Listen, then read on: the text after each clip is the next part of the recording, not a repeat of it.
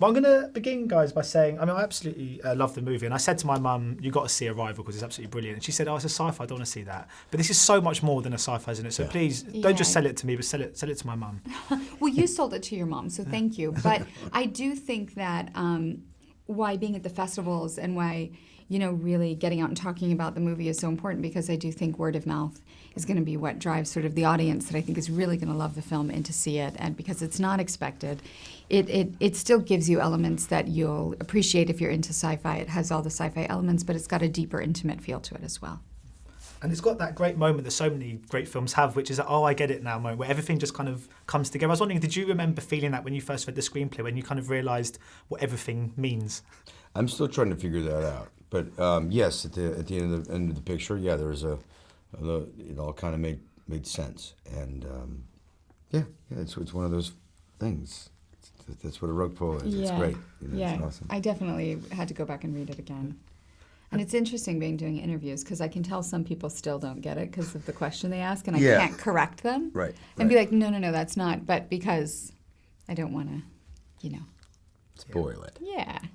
And I don't usually like seeing the thing, the monster. I remember I saw the Mel Gibson film Signs a few years ago, and I thought this is really good. And then we saw the alien. It looked like Matt Stone and Trey Parker had drawn it, and I was like, I don't find it so scary. But we see the alien, and it's not detrimental at all to the audience. When you first read the screenplay, were you a little bit nervous at how it might be crafted and how the design of it might look? And you must have been quite thrilled when you saw the kind of way it did look. I wasn't. The aliens never felt. Even acting to the ball didn't feel like an impediment at all. It felt, because of basically the relationship that we were creating and what we were trying to do with them. But I love what Denis, when he described it to me, said, I want it to feel familiar and yet like nothing we've seen before, that hasn't been presented to us before. And so it's not that we saw him a whole lot either in the film. They're always in the fog. And then you do kind of get the big reveal. Yeah. But we won't give that away.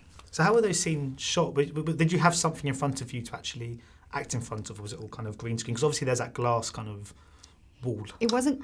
It was just silk, right? Yeah. It was kind of like a white movie screen. It was almost like a movie screen, Big old movie screen with the guys in leotards and long poles and like a little teeny beanbag they kept tapping the screen with. And there's something alien and queer enough about that was easy to act off of. It's like, okay, this is it's something really quite actually almost beautiful, something about it. I know I got a lot from it. Personally. I did too. It was really helpful. I always mention them because it was really helpful to have them there rather than just an X, to have something sort of moving and organic behind. It was really helpful. Yeah. And if you guys were given the option to maybe see what was happening in your own future, maybe just even the immediate future, would you ever sort of take anyone up on that offer? Would you prefer the spontaneity of life? I'm not really interested in crystal balls or soothsaying. No. Soothsaying. I'd like to know if I'm going to get a good night's sleep tonight. That would be, no. Or maybe not, because then they say no, and you're like, nah.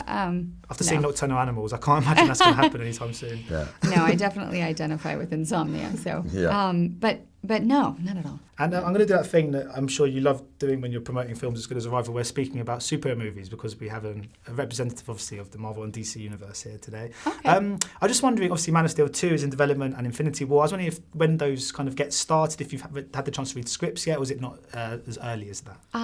I read about Man of Steel 2 when you guys did. So a lot of times I find out sort of after the fact, which is fine. That's completely normal. It's not indicative of anything. But yeah, no, I know they're working on a script, and I know that it's in the works apparently. Yeah. And you? If I knew anything, I still couldn't tell you. But I don't know anything, man. I know there's Infinity Wars. I know there's Avengers 3 and 4 happening. I mean, I don't know.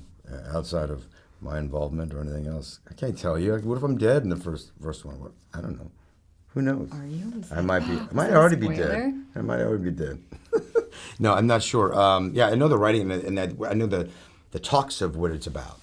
Sounded fantastic. The Russo brothers have got some really great ideas, and they're following certain parts of Infinity Wars, and it's some really exciting stuff, man, for a lot of the characters, and especially for, I know what they were thinking about doing with Hawkeye, especially. I was pretty excited about. That's cool.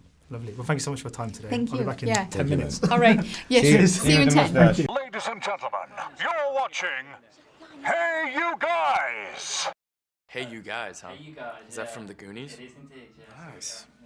Hey